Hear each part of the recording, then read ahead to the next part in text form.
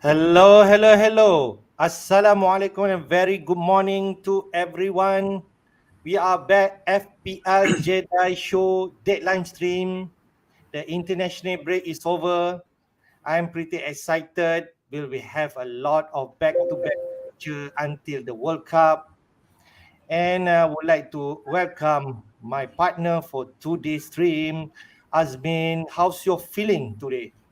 Oh, it's great! It's great. I think it's not just us who are raring to go, but it's the Premier League players as well. I'm sure there are people, those who didn't get a shot at the internationals, will be pumped up and wanting to show them that they belong there. So yeah, so good, good. God, can't wait to get started.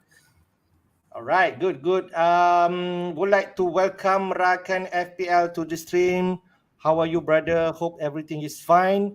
Thank you for sharing the link for our stream today morning. We appreciate Thanks, that. Rafael.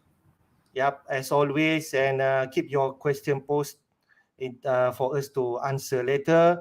As we all know, let's jump straight to game week 9 fixture, which, as I mentioned before, in midweek, we are going to have two blockbuster games this week. Starting off with the London Derby, Arsenal versus Spurs, Arteta versus Conte. This is definitely both teams are really in good form and they are fighting each other to start off our game week 9. That match we can see at 7:30 p.m. And then 10 p.m. we can have five matches.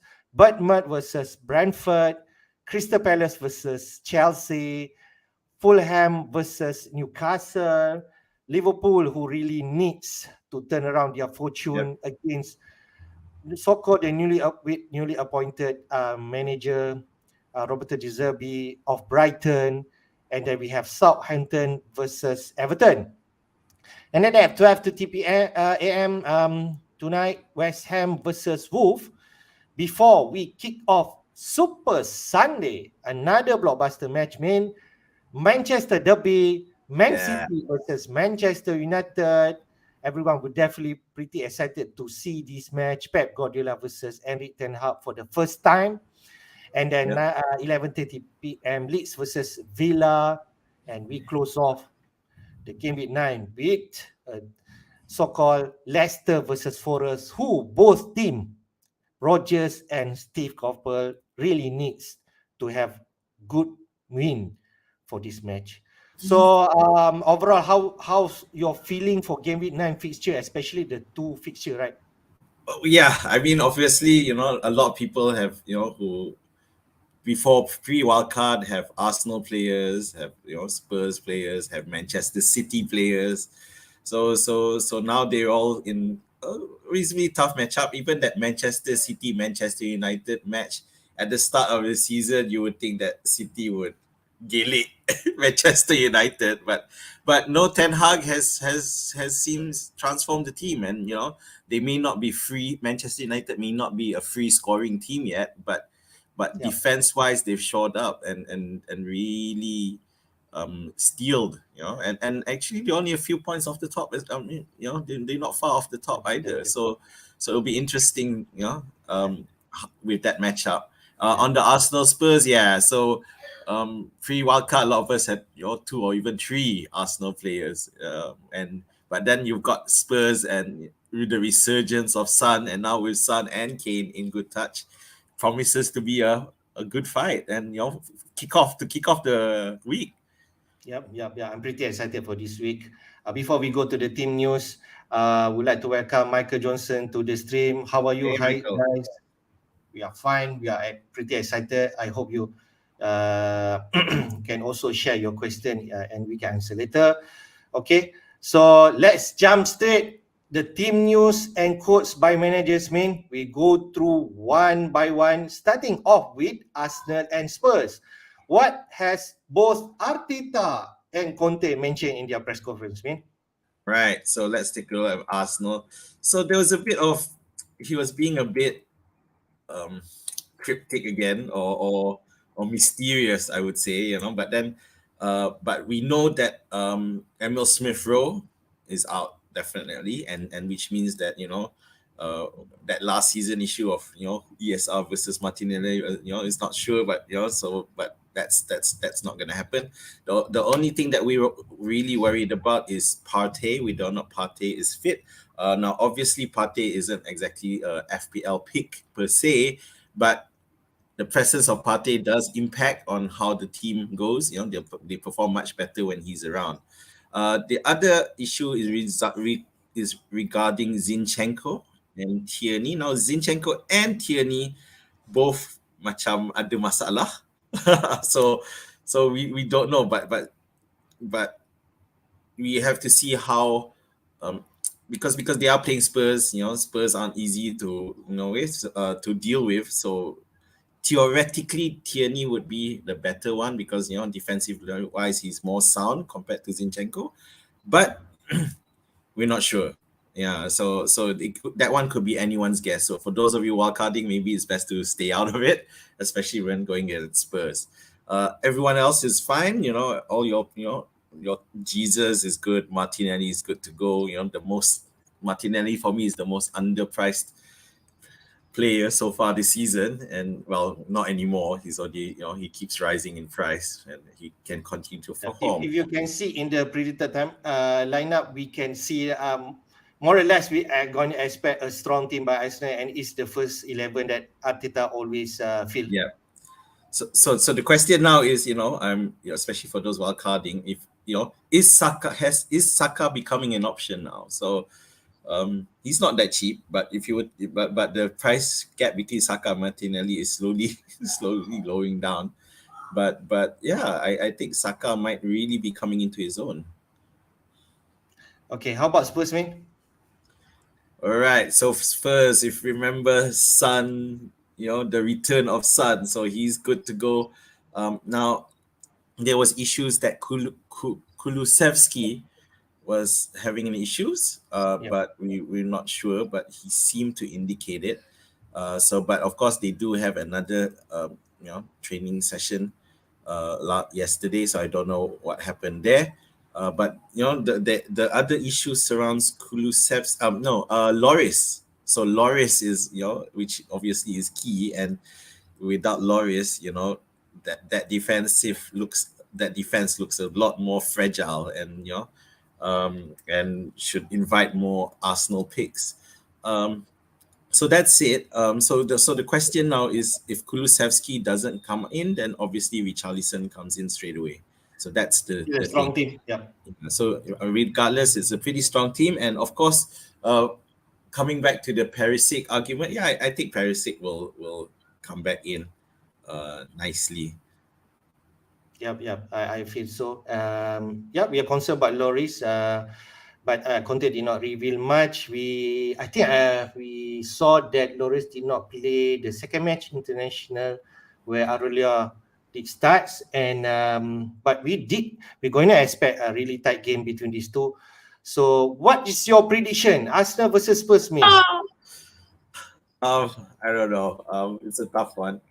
I myself, at the moment, my pre-wildcard team has Kane and Martinelli. So I've got players on both sides of this. So you pretty much want a high scoring both games. I do. 2-2. No, but it could be a 1-1 game. Coming back from the internationals. Plus, it's the early game, so I'm going to go for a 1-1. All right, fair.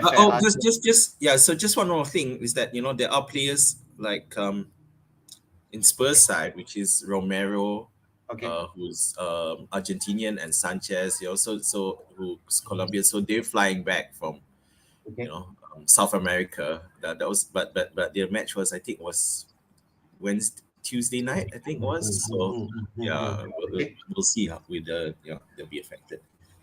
All right, okay. Let's go to the next match, man. Brentford versus Brentford. I think this is where Tony can actually come up frustration because not playing with England. So I'm not sure what the both manager has mentioned on the team news, man. All right, so for Bournemouth, he's suddenly Solanke is being talked about a lot during the international break, and the reason, of course, is purely because of the matches. Me and Hafiz did have a chat earlier just now before the stream, and we realized that one of the main reasons is that Bournemouth, we saw that Bournemouth fought tooth and nail to win against Forest previously. So I'm thinking that now that Bournemouth are actually picking which fights they can win, and they're gonna go all out. So that's why I'm coming around to the agreement that Bournemouth may be good picks at this point, or at least one striker, maybe not in the defense. But in terms of the team news, no serious differences in Bournemouth. It's not like you're picking anyone really anyway, aside from maybe Solanke. Now on the Brentford side, pretty much everyone's fine except for Pinnock. So Pinnock, we'll see. Apparently he may be ready, but if everyone else is okay, then he won't play. Your Tonys will be fit, and I think those of us who still have Raya, no issues there. So for this one, this could be the high scoring game, not the Arsenal Spurs match. Oh, okay. So maybe I'm going for 3-3. Okay, all right. We also understand a lot of managers who actually wildcarded in game week 8 and bring in Isaac. Isaac has so-called to be out for a while, and they are thinking who to replace. And these are the two strikers who are there monitoring, or actually one of the options to come in. Solanke versus Tony. So you could easily change to Tony. Same price bracket with Isaac, but now Tony already 7.3. The price has increased. Later we touch on the transfer in, and then Solanke is 5.7, who really can save you money and transfer your funds somewhere else. So these are the two options, and they are fighting each other, man. So definitely, definitely is a case for both strikers. Okay. Next, Crystal Palace, another London derby match against Chelsea, my team. Potter, first game in the Premier League with the new team. So what's both news for Vieira and Potter? Okay, so for Crystal Palace, no real injuries impacting any of our FPL teams. So it really is just a question of formation. Will Zaha lead the line? Will Zaha play up top? Which is what he did against I think it was Manchester City and Liverpool. I think so. Yeah. So but this time is against Chelsea. So if he may choose to do it that way against the more technically stronger teams. However, having said that, Chelsea is in a spot of bother, and we're facing a fresh Chelsea team. But of course, Graham Potter has had time to work with some of the members of his squad, but maybe not. But not all of them, because of the internationals. And unfortunately, they've also come back with a few injuries. So you got out the keeper. Mendy's out, and N'Golo Kante is out as well. Cucurella is out as well, and this was also confirmed by in the Chelsea website. So this is so Potter's first game was I think it was in Europe. So this will be his first game in the league. So it'll be. I mean, he's got options, doesn't he? With Aubameyang, Sterling, Havertz, how he chooses to play them, and of course you got Mason Mount as well. How they do that, and I'm a bit worried here for Chelsea, because I think Palace at home. Palace are gonna think that they can take Chelsea here. I will not be surprised if, let's say, Crystal Palace got something. Yeah, I want Chilwell to play. I think he really helps to balance with James. He works well with James on this lineup. I'm not sure Cucurella can do the same. And I'm gonna tip Chilwell to do well this match, FPL wise. Okay, fair. You can see from the predicted lineup, even though we do not have Chilwell there, but he could actually feature. We are not sure, but in the prediction lineup, we can see the Kepa did start, and Azmin did mention that Mendy are not ready. Yes, I did read somewhere Mendy are ready to feature despite returning to training. And then we have Koulibaly there, not Cucurella, because as Potter mentioned, he'll miss the trip. Okay, clearly he'll miss the trip. And then for Fana there, instead of Azpilicueta, that's another interesting option. So Kepa at 4.4, for Fana 4.4, Koulibaly a bit higher. So I think those something that still uncertain, but maybe we could risk it, and especially with Kepa and Fofana price that I think so. So I don't know. Porter did not really mention Kepa is his number one, but this is the No. situation right now. Yeah. Yeah. It's fascinating. Next game, Fulham versus Newcastle, Marco Silva versus Eddie Howe. Both teams, I think, pretty good. Okay, at this juncture, especially Mitrovic, who are really, really on fire during international. So, what's the latest news for both teams, man? So again, this story about Mitrovic. Apparently, on the Tuesday match, it seemed like he had like this ice pack thing around his leg. So I don't know if that's a thing, but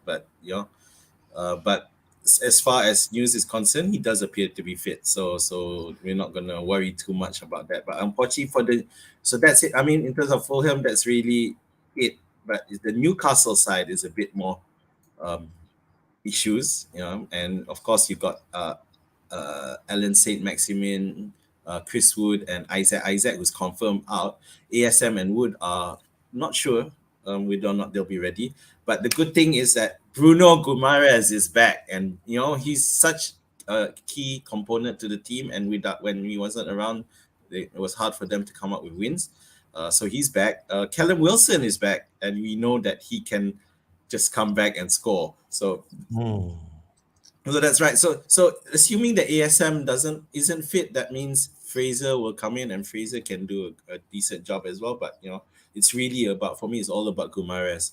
I think in terms of a lot of wild cards now have Pope in them, Trippier of course, and one Newcastle attacker, and this. But of course we don't know if Isaac is fit, how we play Wilson and Isaac. But I think Pope and Trippier are pretty much locked on in a lot of teams. Yeah. As mentioned, at least we do not need to fear the long layoff by Isaac, because Eddie Howe did play down that he could be returned as soon as possible. But if let's say someone has him right now, I think they will definitely move him on. Okay, next game. Your team, man, Liverpool versus Brighton. What's the latest comment by Klopp and also the new manager of Brighton? Right. So Liverpool definitely need a lot of thought here. So you've got in terms of injuries, actually no, except for I think Robertson is the only main FPL option that's out to play against Brighton. There's other players like Alex Ox, Curtis Jones, Naby Keita, but these aren't your FPL picks. So it's a question of whether or not they can perform. And we know that Jota and Nunes, they did it. They flew back and they were given a rest by Klopp on Thursday. So I'm not sure how ready they will be. Maybe the rest is just what they need, and even Diaz as well. So it's quite a big question here. So I'm pretty sure Firmino will start because he didn't feature, even though he was there, but he didn't play. And Salah, of course, if you saw the news that he left the Egypt team early, so definitely no issues with him. He's fit to go. So now it's really about Liverpool finding their way back, and they're playing. For me, the best thing is that Thiago is back, and Thiago is so important to the team. So he didn't really play. So he didn't play during the international, so he'll be fit, and he's working at Anfield, and he's ready to go. Now we go against Brighton. In terms of injuries, no issues at all with Brighton. They pretty much fit. So the question is, under the new manager, how will they play? Yeah. So I think Brighton will still score against Liverpool. I don't think Liverpool's defense is ready yet. But who knows with the Thiago will be the key. Yep. I would think that if you already have a Brighton player, you probably just want to keep him. Yep. Someone like Gross or Trossard, they probably keep him. But if you don't, maybe now's not the right time to get someone in. Right. Okay. Good stuff. Brighton. Yeah. As said, I think we can still consider to play, even though they fight against Liverpool. But in terms of fixture sticker, we know Brighton is somewhere really down in the table.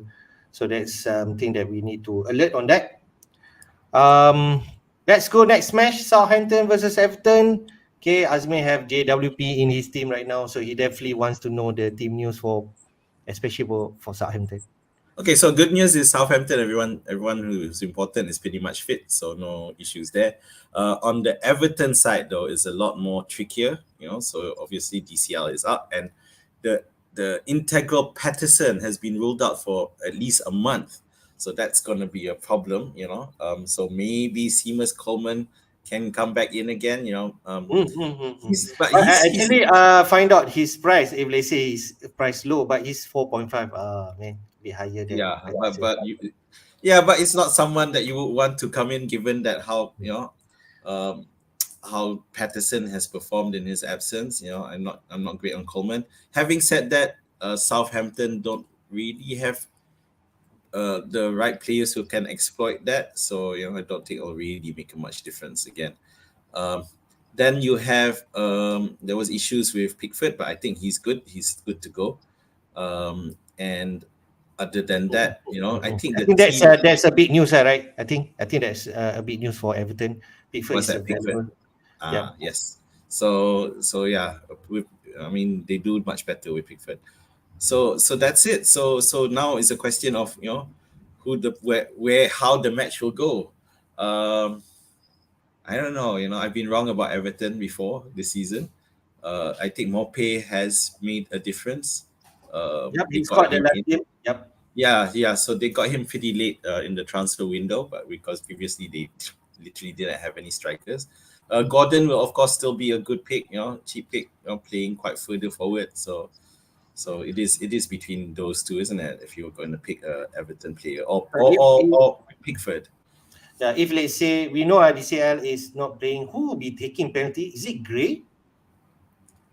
Yeah, I think so. Yeah. I don't think there's any other option there who can Okay, fair. who would cast the So pick. if people talking about Gordon, why not talk about Gray also? Because if they say he's nailed on penalty taking, his price also is it 5.5? Same price bracket with Gordon. So maybe I don't know. Gray Yeah. could actually. Yeah. So the only problem with Everton is that after this match they play Manchester United and Spurs. Okay. Yeah. So it's so it may not be as attractive. Yep. Southampton, on the other hand, play Manchester City after this match. So again, if especially for those who are going on wildcard, these two teams may not be the teams to go for. Yeah. One of the thinking that I thought I want to consider Pickford. I think Pickford is still good value at 4.5. But then I see Everton next four lah. Southampton, okay. Then Manchester, then Spurs, then Newcastle. I think that three is quite tough match for Everton. And if I can recall, last season Everton did lost to Spurs by big goals, 5-0, something like that, right? I think Yeah. so. So I think that's still fresh in my mind. So I'm pretty worried if that thing can happen again, especially Sun has exploded last week. Okay. Yes. All right. Next game, West Ham versus Wolves. Okay, West Ham really desperate for points. Okay. And as you can, I think Moyes' team and Brendan Rodgers' team is really the top bottom three in the league right now. So what's the latest news for both teams? Apparently, there's no real issues for West Ham. It's just that maybe Antonio, he's coming back quite late. on a Wednesday, so we might see Skamaka. Is that how you pronounce his name? I cannot Yeah, get I it. think so. Yeah, Skamaka start up top.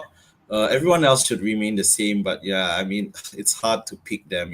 Bowen still hasn't scored this season, so and let's not. And reality is quite a lot of these players are getting old. You got Fabianski, Cresswell, um, Antonio. They're not spring chickens so anymore. So I feel like it's beginning to wear down on them. They need to more youth, more younger players there. Wolverhampton, theoretically, Wolves are pretty much two of the main strikers, Huang Hee Chan and Jimenez are out. Um, so Will I see Thiago Costa starts? I don't know. I mean, he's been brought in. He should start, and But and and Bruno lagi did mention he still wasn't sure. Okay, wasn't sure. yeah, but I think there comes a time where you just going to push him in. He did. I mean, he didn't play. It's not like he played during the international break, so he's had a lot of time to work on him. And Wolverhampton desperately need goal scorers. They're just not scoring enough goals. Yep. And we were there was a lot of hype in the FPL community about Neto, and then, a lot of people picking him, but he still hasn't really delivered. So yeah, I'm gonna call it and say that Costa is gonna start this one. Yeah, I think I Yeah, think I so. think that. Yeah, I think I don't think Wolf can afford like waiting, right? He just no, need no, yeah, and I think West Ham will be just the team for Costa to annoy and, and rile up. But is he? Uh, I think the question now is whether it's a good time to go for Wolves players, and their matchups are not that bad. They play after West Ham. They play Chelsea, um, yeah, return back Forest. to the former team. Yep. Yeah, that's right, former team. I did. I did Chelsea, Yeah, Forest. next week will be interesting one. Yep. Yeah, yeah. So Chelsea, Forest, Crystal Palace, okay, Leicester and Brentford. So these are all scoreable matches under the right, with the right striker. So I think he's had enough time. Stick him in, Bruno, Yep. and let's see how he does. Okay. I think because you're mentioning this, now I realize I can have an escape plan. If let's say you have Solanke, he did not perform against Brentford and Leicester, and then you can jump in to Diego Costa at 5.5, same price bracket, where Wolf will face Forest at home. And hopefully Costa will feature for the next two games. That's where I think it can happen. Yep. Give him a All go. right. Okay, next game, then the Manchester Derby. I All really want right. to know what both managers are saying for this match. Okay, so that's it for Saturday. Let's go on to Sunday, and yeah, so everyone's hot Haaland, pretty much going to play. Especially against United. Yeah, so KDB, Haaland, Cancelo, all these guys do your normal FPL picks are there. One nice thing about this season is Phil Foden. So it's Phil Foden who, after years of randomly getting benched, you don't know how when he's gonna play. That has not happened this season, and I think maybe Guardiola has finally put him as a Yep, one of the first names on the team sheet. So yep. so, but at the same time, you still got Bernardo Silva. He's just not. He's so stubborn. Despite trying to leave for the past two seasons, but he's stayed, and every time he stays, he still does well again. But again, he's not the sexiest pick in there. Especially with the likes of Haaland, KDB taking up so much funding, and then with Cancelo there. Yeah, so the question is whether or not Manchester United will get something out of it. And so the good news, and this is something I read from Fantasy Scout. The good news is Harry Maguire won't play if Harry's out, so which for me is good news. So there's definitely no chance of him starting. And let's be fair, he hasn't started. Um, After the first two matches this season. After that, he hasn't started since. So for me, that's great news. Now, if I want to be fair, I think Ten Hag did find the real concern, and he's making, I think, the right decision by not paying him. So then they are more stable like right now with Varane and Martinez partnership, and I can say that's going to continue until something happened to these players. So we always felt that Varane had quality. It's just that he needed to be the right person, and Martinez, who despite being a shoddy, seems to seems to work well with him now. So So what you going to expect? Varane going to mark Haaland. They at least same size. well, well, definitely can't be Martinez, isn't it? Yeah, we know Haaland. We saw when during his first hat trick for the third goal. I can't remember who it was, but he pretty much bullied the guy into give me the ball. You're Is not it gonna get in the way of my Is it hat Ben trick. Me? Huh? Is it Ben Me? I think that match. Yeah, I think so. Yeah. So so we saw that happen. So definitely Martinez is probably not the best person there. So yeah, I think that's how they're marking. So now the worry now for Manchester United is whether or not Marcus Rashford will be ready, and Okay. he has come into form. So I think they'll need him. Yeah. Yep. So I so think then so. you have yeah. So Anthony as well, which is great. Sancho is great. So it's the question for me is um it's hard for me to say Fernandez and Ericsson playing together for this one. I think they need to be a bit more defensive. So I'm not sure whether Ericsson will start, although that's predicted in the lineup there. I wonder Okay. whether Casemiro Yep. Yep. maybe a better option there. I think so. Let's see how the lineup, but I think the familiar face will definitely be there. Stones is out, so we can see Akanji is there, but I think he's still a good player. I'm not sure Stones will be out for how long. Ake is still not fit, I suppose, and Laporte. So I think Man City has really depth in their squad. Akanji still can come in. Mm. And then if they say Pep did not favor Walker, Cancelo can play on the right to match maybe Sancho and Rashford on the left side of Manchester United, and then bring in, I think, Gomez on the left side. So pretty much Man City are the favorite to win this game, but I will not be surprised if Manchester got something from this game if Ten Hag played it right. I think so. I don't know. Yeah. Don't just say Manchester. You need to say which Manchester. Okay. Yeah. Uh, So, but I still feel Man City going to win this game, and Haaland will definitely involve, and that's why later we will definitely say that Haaland is the captain pick for this week. All right, mate. I think we covered for Manchester Derby. All right. So let's go to the next match. Leeds versus Villa. Jesse March versus Steven Gerrard. So what's latest news for both teams, man? Okay, so the biggest news with Leeds is that Rodrigo is back, and Yep. he's such an impact this season. So it'll be interesting. I expect to see him together with Bamford. Now that's not what's predicted here, but I don't see why Rodrigo can't play immediately, especially against Aston Villa. Okay, I'll just quickly on Leeds side. So that's pretty much the same people that was mentioned elsewhere. Gray, Dallas, Shaw, Spit. However, with the thing is why Rodrigo should be thrust straight into a way because Aston Villa are having problems. They are really, really short. They really lacking the Lucas Digne is out, Matty Cash is out, Diego Carlos is out. So these are quite so players. Of course, with Carlos out, Konsa comes straight back in. So Konsa did partner with Mings last season quite well, so that's fine. But without those wing backs, we've got a aging Ashley Young there, so it's definitely something Leeds can exploit with the right attacking. Leeds being attacking, that's great. Ramsey, who scored, so he should be coming back, and he may well play further forward, so he might be an option again, although he's not as cheap as last time.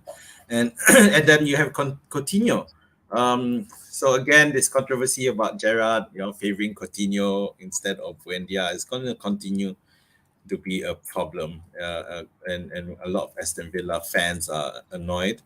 And the other thing is, if you look at this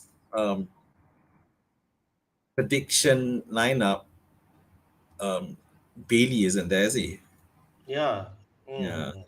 So I don't know. I mean, So I think Bailey could just came in for Coutinho, I think, or Coutinho and Bailey up front and Jacob Ramsey somewhere back there instead of Dendonker, maybe. yeah, one thing in this earlier in the season, we saw Bailey being played more in the away games. So Okay. I think it's still a possibility, but it's a bit hard to predict here what Gerrard will do. Okay. All right. Fair. I still feel maybe Leeds gonna win this game. When you mentioned about Lucas Digne and Cash will not be featuring, I think that Leeds can exploit, especially if Rodrigo, Sinisterra, or Harrison playing on the flank. I think their pace will actually outpace Young and Agustinso, is it? Yeah. Yeah. All right. Last but not least, Min, really important match for both manager Brendan Rodgers and Steve Cooper. When I saw back the league table, they are the bottom two. So really, they're desperate for this match. So what's latest news for both teams? Yeah. So the thing with Leicester is that they don't have any real problems except for Ryan Bertrand and Pereira. Everyone else is fit, so it's really about whether or not they still have the capacity to win, isn't it? So you got Vardy, Barnes, Madison, and Daka as well as Iheanacho all there, trying to make a name, trying to wrestle their way into the first 11. Well, everyone's basically trying to fight off Vardy because we know historically Rodgers has always preferred Vardy.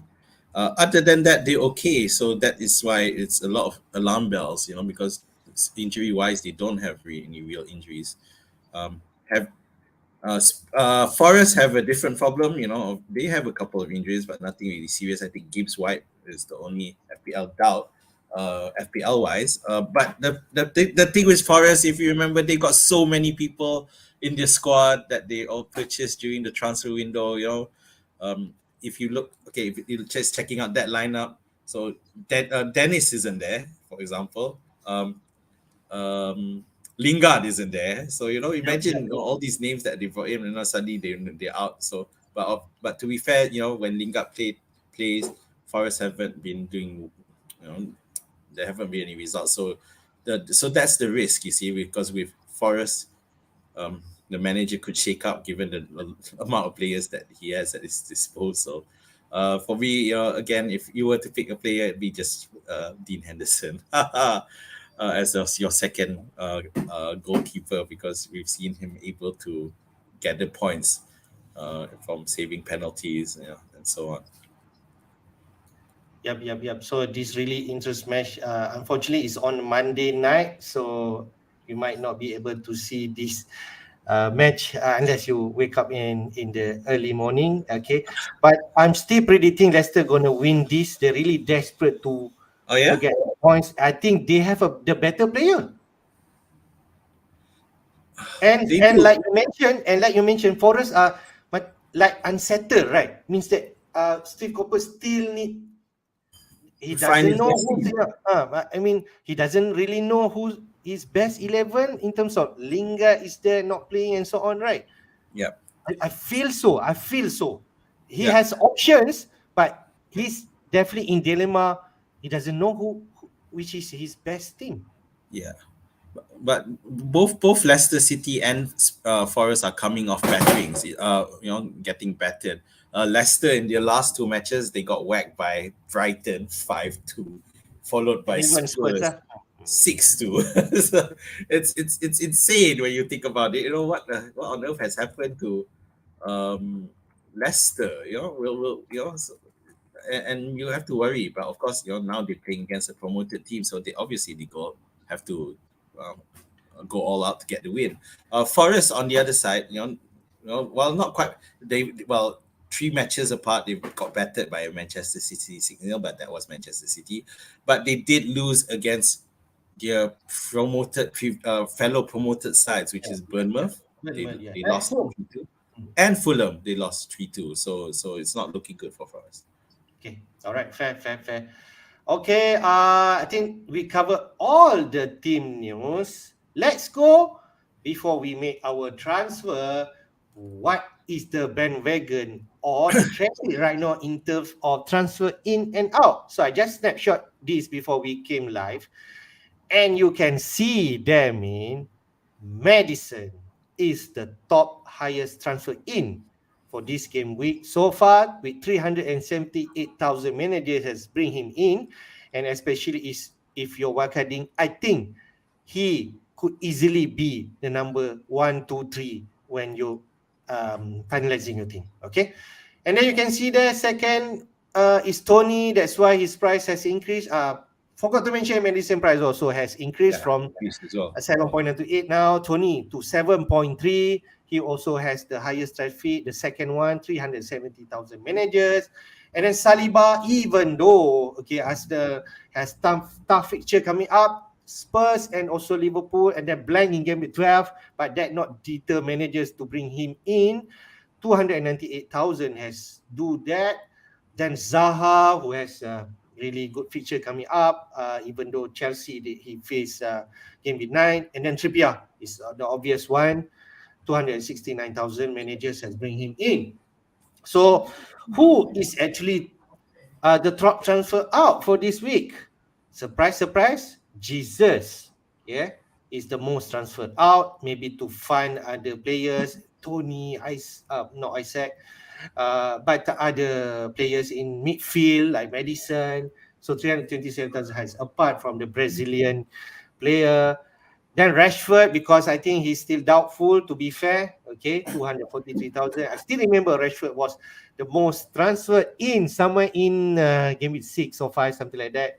Yeah. And then Salah, okay, I think because if let's say managers are transferring for wildcard, he's in. He's out, sorry. Isaac, and then Zinchenko because he's still doubtful. So means what you can make up from this traffic? Okay, yeah. So Madison, not really surprised. Yeah, I was tracking Madison, and and he is the most performing player in that Leicester squad, so it's no surprise. And then Brentford play Bournemouth. Yeah, so that's also no surprise. The Zaha bit is a bit of a surprise, I guess, but it doesn't so much reflect as how good Palace are, but how Chelsea have fallen in FPL managers' estimations. Now Trippier, of course, with Newcastle gaining popularity, goes to show. On the top transfers out, yeah, Isaac, obviously, because of injury, and Rashford probably also doubts as well, together with Zinchenko. Salah, yeah, so the lock-on Captain Salah has now a distant memory. So now people are waiting to see whether he'll recover his form. I think he will recover his form, but he will not reach the heights of previous seasons. The Jesus thing is obviously an issue because of the derby. But if I had Jesus, I wouldn't transfer him out unless I don't have any issues elsewhere in the squad. I just think Jesus, even though I won't have him, he's been quite consistent, and he's elevated the Arsenal team for sure. Yeah. So even against Spurs, why would you want to sell him? Okay. If I dare say, the top two best team right now is actually Man City and Arsenal. And Arsenal, I can say, Arsenal is top of the table, right? Yeah.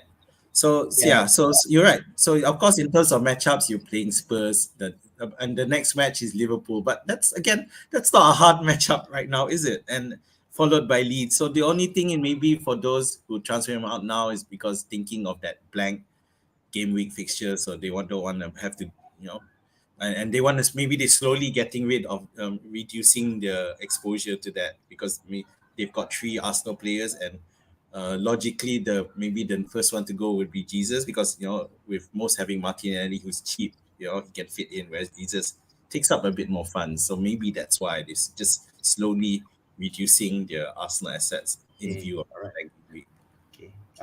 I'll show you next one. Maybe another factor why people are transferring Jesus, especially on wildcard. We go to the next one. The strikers. The suspension. Jesus, you can see, is on 4 yellow card, and And if anybody receive 5 yellow cards, they're going to be suspended for 1 game. And if let's say Jesus receive yellow card against Spurs. Spurs, he will not play against Liverpool. So there is some factor when thinking about bringing Jesus. 4 yellow cards, Jesus, Alan Smith, Gordon even have 4 yellow cards. Okay, that could deter. Tete not so much. McTominay, Neves.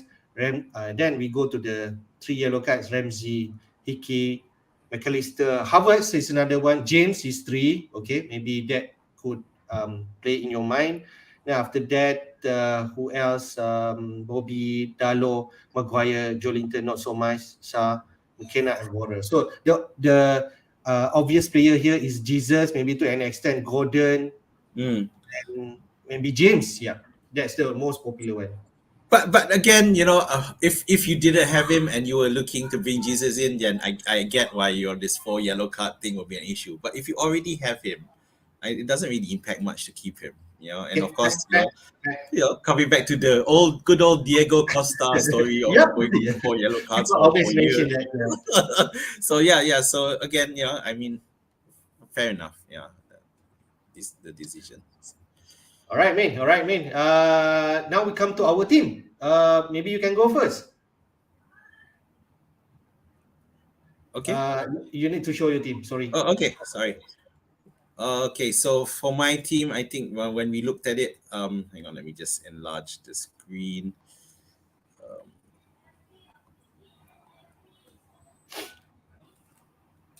Hold on a minute. So I've spent the last 48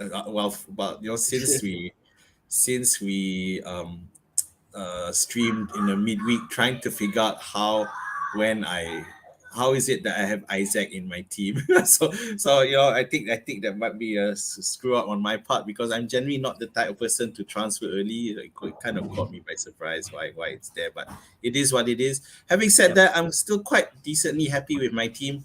I've got Henderson, James, Trippier, TAA, Ward-Prowse, Andreas, KDB, Martinelli, Foden. Yeah, everything looks good. So not a bad team by any stretch. It's just that, of course, missing Haaland there, who's obviously the key. Now, in terms of matchups, when I look below, is there anything that I particularly wanted that I don't get? And Brentford I do have Tony there.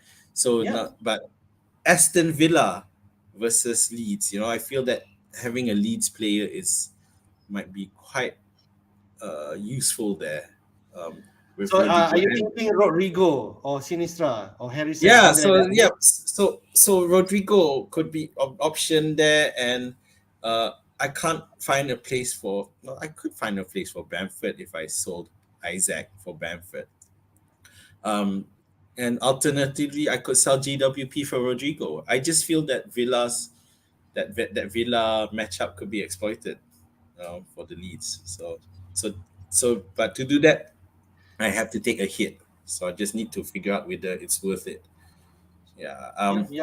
But having said that, we do remember that Gerrard found a way to draw against Manchester City, and their defense seems to have improved a bit. But I think the lack of people like Digne Cash there is gonna have an impact.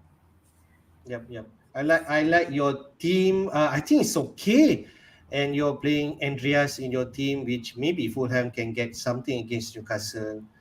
And I think it looks decent, man. I don't think you need to worry on what you mentioned about Isaac mistakenly transfer in.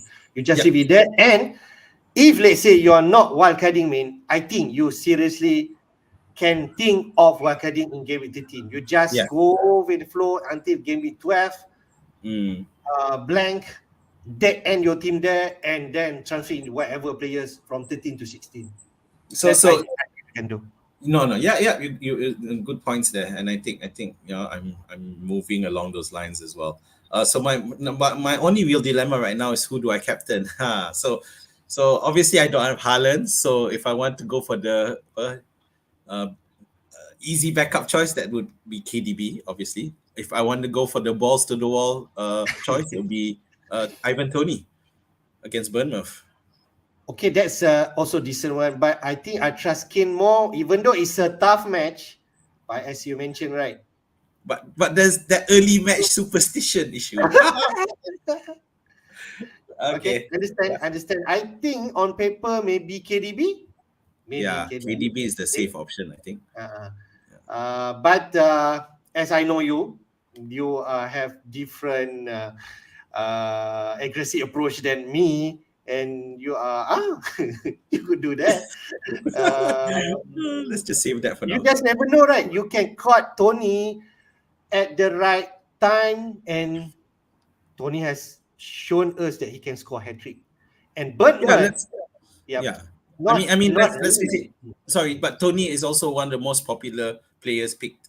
Top two is number two in the most transferred in player. Obviously, Yep, there's a yep, reason yep, for that, right? yep, So yeah, yep, yep. Okay, let's leave I that there. think, yep, I think just leave it there. Just have a feel whether that's feel comfortable. Yeah, You got a few hours really to get a feel for it. Okay, let's go to my team, man. I'm Okay. actually going to show my latest wildcard team after our mid-game week. Yeah, let's Which see. Let's see. finally I move on Raya because I don't know, do I trust Guita more? But they have same price. And when I saw the so-called when we pick our keeper, we do not want to change so much. I wanted to stick with the keeper that will have a good fixture for the next 8 especially. And when I see Crystal Palace, they really have decent matches, except Chelsea, to be fair, but they face Chelsea at home. And they could, I hope Guita could actually make some save point, even though when I'm comparing Guita and Raya really have better save Yeah. in terms of comparing with Guita. I think Raya is matching Pope with 30 save, like I mentioned in midweek, but Guita somewhere 15 is like half away from Raya. But for Brentford itself, they will face some tough fixture after Bournemouth, like Newcastle, and then face uh, Manchester United and so on. So sorry, City, I suppose. Yep. And I think that's one of the reason. Maybe I try Guita even though I have bad spell with him last season. I think Azmi will know better on that. And So one thing clearly also mentioned by Vera, Butland will be out. So I think Guita place should be safe. And then I have the normal backline, the popular one, TA, Cancelo, and Trippier. I do not have James here. Okay, that's clearly one of the obvious one that I do not have here. That is where I'm compromised in defense. And then I bring in Salah. Okay, even though people are transferring him out, I think considering that I'm wildcarding and I do not want to plan a transfer later on when game week 12 blank, I could easily have KDB. But yeah, I do that, I will have like 4 players blank in game week 12. But that is something that we can plan. But for now, I have Salah. Hopefully, Liverpool can return back their mojo against Brighton. I feel so. And hopefully, Salah will be in the mix. Then Madison, like we have looked just now, most transferred in this week. I think no brainer. Madison has been performing even though Leicester is not, and Madison has seemingly fixture proof he can score easily in the big match and also the so-called lower match. Then Martinelli is still there. Okay, I feel I still want an Arsenal representative in my team. Martinelli is the best price bracket. And then Zaha, uh, talking about fixture, I think 7.2. I just want to leave it there. Okay. Haaland is there, Mitrovic is the obvious, and Solanke could be the the one that we are disputing. But when talking about comparing him with Tony, like I mentioned before coming to the show, in terms of um, Birdman match, they have like 3 match home in the next 4. Okay, Brentford, Leicester, and then Southampton at home. But for Brentford, they face after Bournemouth, Newcastle, and some other tough match. So that's a concern. But I still feel Tony is a better asset than Solanke, most definitely. And then I have Chippies. What I think what is safe. Some people are saying Everton, but when Rogers did mention in press conference, he still back what to play. So I will have him. Justin at 4.3. To be fair, 4.3 is most people are considering Mark Gale at Crystal Palace. I don't want to double up, but I can still think about that. Means another one at 4.3. I think Aston Villa face a Leeds. favorite match against Leicester against Leeds. I think Aston Villa face Fulham. If I'm not mistaken. Okay. What you mean this week or next week? Game week 12. On game week 12. Oh, game week 12. Okay, sorry. Yeah. That's where I'm going to bench the City and Arsenal assets. Then Andre FBS 4.6. Everyone has seen. And Nico Williams is the best 4.1 because Patterson is no longer an option. Okay. So this is my team, man. Almost ready, but maybe you have any comment? Well, obviously the lack of James is for me it's a concern. I think do James where FPL wise, regardless of whether his team wins or loses, he does perform. But given that you got two Crystal Palace players there, so you have I have more faith in your Chelsea team than you do at the moment. And flipping the other side, you have more faith in Liverpool than I do. So yeah, we've got back in Salah. So well, yeah. So let's see how that goes. So. I think just want to share. I think we debating just now before coming to show me. I will think until the end. Before the deadline is TA combo with Solanke or James against Tony. That really I think the last thinking that I will do. And T for Tony. Yeah, I understand. Okay. So I will think really about that until the deadline. So for now, I will stay like this, and for sure I will captain Haaland instead of Salah, and Haaland could actually perform against Manchester United. Yep. Yeah. So I think that's my team. Okay, and let's go to the question posted. We start off with Rakan FPL says Saliba keep or sell if you have him. 4.9 right now. Arsenal performing, although they have two tough fixtures coming up. I think you should just keep him. If Liverpool look really scary, you should bench him for that one. But otherwise, even against Spurs, I don't see why you should bench him. You might as well keep him. Yeah, 4.9 is cheap. I think he's gonna keep rising in price. It may not be for an Arsenal player. So, I agree. I definitely keep. Okay, this question about Leeds United, like we mentioned just now, Sinistra or Harrison. Sinistra did perform in international against Colombia. He got a couple of goals, but now whether he's due for rest because, like you mentioned, the South American game. Plus the fact that Rodrigo is back as well, so that's might shake things up as well. We know how good he did before he got injured, but Sinistera, Harrison, I'll probably go for Harrison. Okay, all right, fair. For a punt, man, Brentford or Dhaka? I think Dhaka is something that people are overlooking, especially for the next two games. Leicester, Forest, and also Bournemouth. Yeah. Brentford for me, I obviously I have a soft spot for Brentford, but I think that Leeds against that depleted Aston Villa defense, I think there's definitely goals there. Okay, fair. Barnes or Tielemans if you want to overload on Leicester asset. Okay, so assuming you've already got Madison, then Barnes, because Tielemans, I think when Vardy is not around, he takes penalties. But Vardy is around, and I think Barnes is when Vardy is around, Tielemans is just a bit further back, and Barnes does get a lot further forward. So go for Barnes. Yep. I agree. Even though I also thought about Barnes whether I want to double up Leicester asset if I want, but I need to sacrifice Martinelli, so I'm not too sure yet. Talking about Martinelli, if you have him, keep or sell? Keep lah. Okay. He's gone up so much in price. If you had him at the start of the season and you sell him now, you're gonna lose he's now 6.6. His starting price at 6, so 0.6.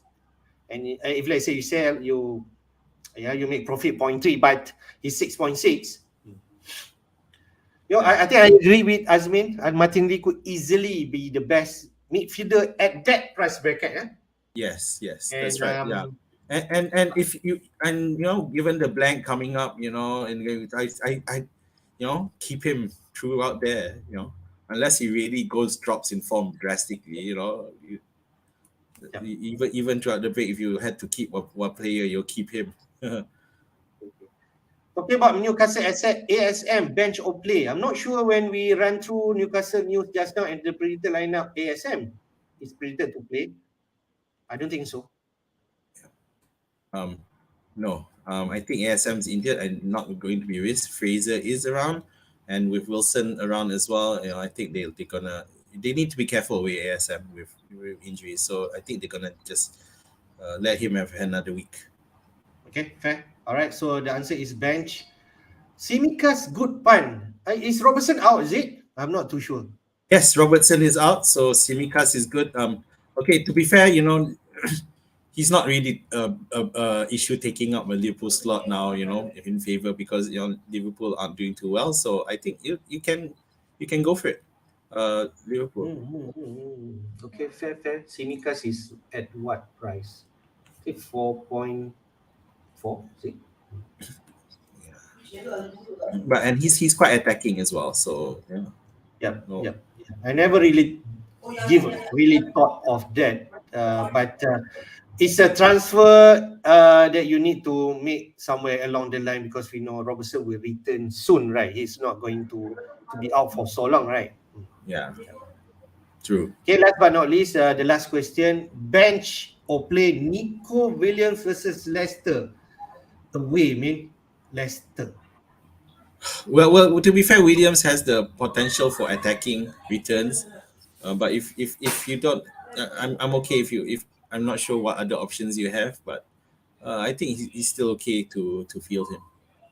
Okay, if you're desperate enough to play, then I don't mind. But if they say you have other option, say you have Andreas, I think you play Andreas over Nico Williams. I feel. Yeah. All right, man. We come to the end of the show, and like I mentioned here, don't forget our Game Week 9 deadline will be at 6 p.m. We still have a lot of time before coming to 6 p.m. Hopefully, you will finalize. You need to finalize your team before that deadline. And would like appreciate whoever is around to hit the like button and subscribe to our FPL Jedi show YouTube channel, so you will receive early notification whenever we are streaming, especially on midweek and also Saturday or even Friday night when talking about deadline. And if you are interested to join our league, so the code is down there, okay? The banner where you can join our league, and you could always see our team. And then other team who especially we in our league we have a previous FPL winner Malaysia, Majid Singh, so you can actually also see his team. All right. So, man, your last word.